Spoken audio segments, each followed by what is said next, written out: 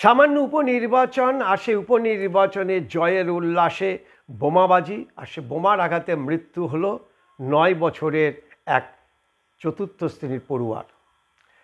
অনেক বড় বড় কথা বলেছিল রাজ্য নির্বাচন কমিশন।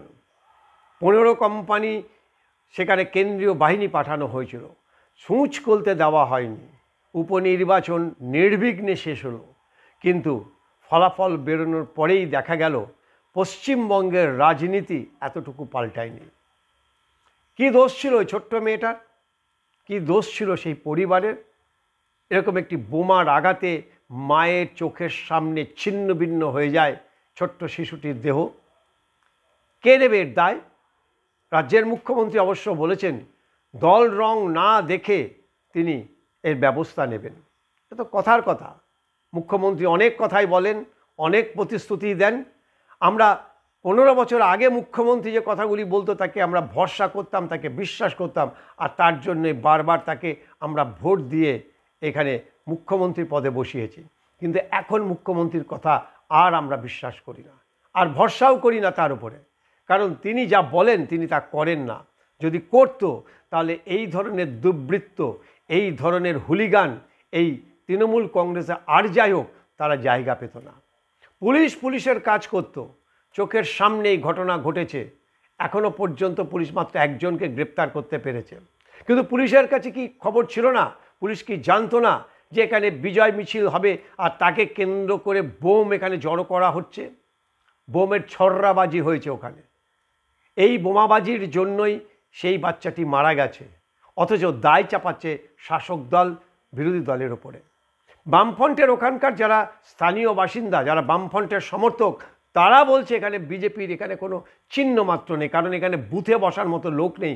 বিজেপি এখানে একটাও ভোট পায়নি।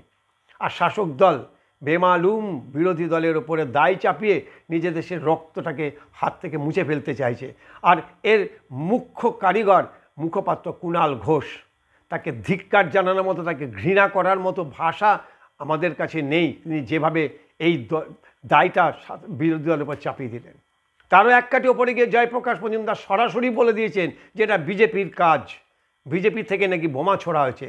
এই ধরনের কতগুলি মানুষ যারা দূষিত করে দিচ্ছে আমাদের পরিবেশ, দূষিত করে দিচ্ছে রাজনীতি, যারা এই লুম্পেন রাজনীতিকে যারা প্রশ্রয় দিচ্ছে, এদেরকে মানুষ যতটা সম্ভব এদেরকে ঘৃণা পরিত্যাগ করা উচিত।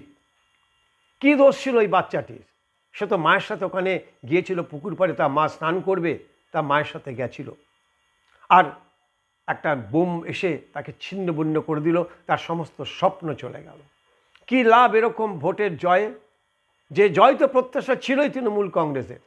কালীগঞ্জ উপনির্বাচনে তৃণমূল কংগ্রেস জিতবে এটা প্রত্যাশা ছিল, বিরোধী দল যে ওখানে জিতবে না সেটাও প্রত্যাশা ছিল। সব প্রত্যাশায় পূরণ হয়েছে। আমরা বলেছিলাম 2026-এর ওখানে একটা মহড়া হবে, সেই মহড়া ঘটে গেল।